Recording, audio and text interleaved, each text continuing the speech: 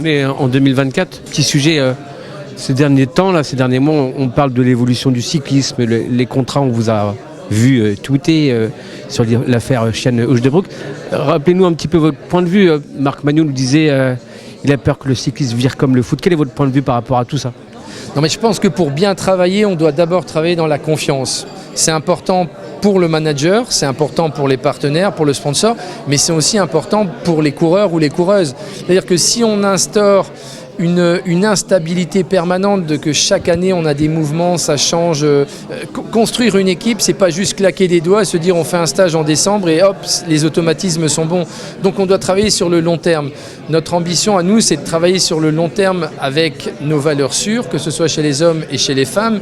Et si cette volonté de travailler sur le long terme, elle est à chaque fois brisée parce que pour un oui ou pour un non, il y a des changements en cours de route, eh bien le cyclisme va vraiment perdre beaucoup et on va avoir une méfiance aussi qui va s'installer au sein des équipes. C'est-à-dire que les équipes vont se dire est-ce que je dois vraiment investir sur ce coureur parce que dans un an, il va vouloir casser son contrat et partir ailleurs. Donc je rejoins vraiment Marc sur ce qu'il a dit. Moi, j'ai été vraiment surpris de voir certaines choses cet hiver parce que quand on s'engage sur 2 ans, sur 3 ans avec un coureur, on le fait au détriment d'un autre coureur.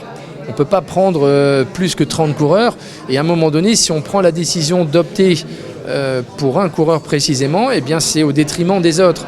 Et vous imaginez si à chaque fois qu'on fait ça, voir un coureur ne pas conserver sa confiance jusqu'au terme du contrat, ça veut dire qu'on s'est trompé, on aurait dû prendre l'autre coureur. Donc ça, c'est vraiment mauvais pour l'ambiance. Le sport cycliste est particulier, il véhicule pas autant d'argent que le football, on le sait très bien aujourd'hui. Donc on doit vraiment miser sur cette solidarité et sur cette confiance. Ce sont les deux mots les plus importants pour qu'une équipe cycliste réussisse. Si on instaure une instabilité permanente, on change en permanence les règles du jeu en cours de route, eh bien c'est vraiment dangereux. On a fait une interview d'Alex Caira, l'agent de Chiane-Heuchdebrouck et de Tadej Pogačar. Il nous a dit que la Jumbo-Visma, enfin maintenant Visma Lease a Bike, a bien joué à l'affaire Chiane-Heuchdebrouck.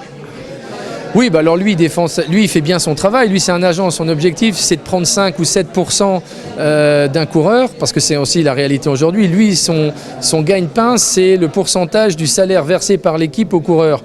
Et s'il estime qu'en cassant un contrat, on peut passer d'un certain montant à un montant plus 20, 30, 40 ou 50%, ben, il fait bien son travail. Sauf que les agents aujourd'hui, ce ne sont pas eux qui contactent les partenaires pour tout simplement construire un budget d'équipe. Les budgets aujourd'hui, on est sur des budgets de 20 à 30 millions pour la plupart des équipes. Ce ne sont pas les agents qui vont chercher les constructeurs de cycles, les partenaires casques, etc. Une équipe cycliste ne vit pas que par un sponsor. Il y a vraiment tout un ensemble d'entreprises qui fédèrent et qui s'allient à un projet. Et donc là encore, si une marque de cycle investit pour un coureur et se dit, bah voilà, on investit chez Cofidis par exemple parce qu'il y a tel coureur et on a envie de travailler avec lui, si au bout d'un an ce coureur fait plus partie de l'équipe, ça met vraiment les relations aussi en difficulté.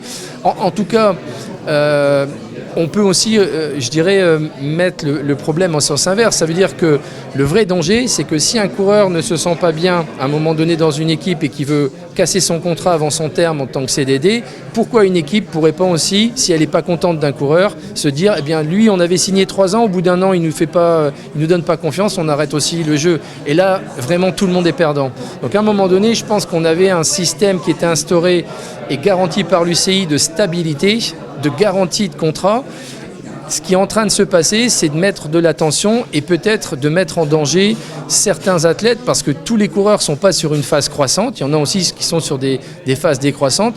Et moi, je peux vous dire que certains coureurs qu'on avait par le passé 2 ans de contrat, on aurait bien aimé le casser au bout d'un an.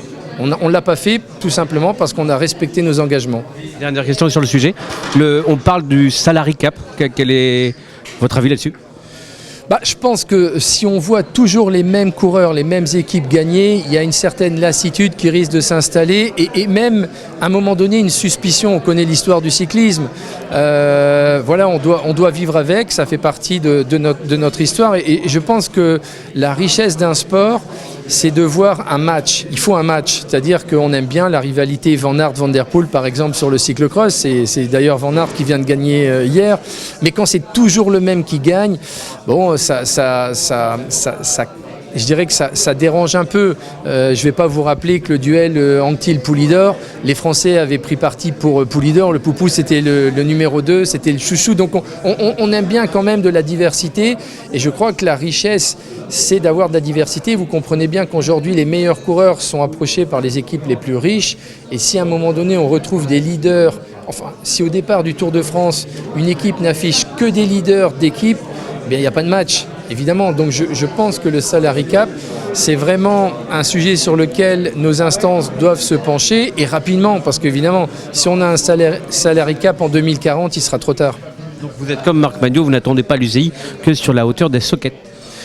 Non, je pense que l'UCI fait un travail remarquable, mais elle doit aussi, je dirais, s'intéresser à ce risque pour le cyclisme de tout. Alors, on crée des champions, on aime bien des Pogacar, des Vingegaard, mais je pense que le cyclisme ne vit pas qu'avec 4 ou 5 équipes.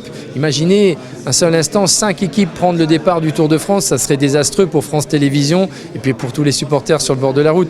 Donc il faut permettre à ces 22 équipes de vivre et puis d'assurer la pérennité de leur structure.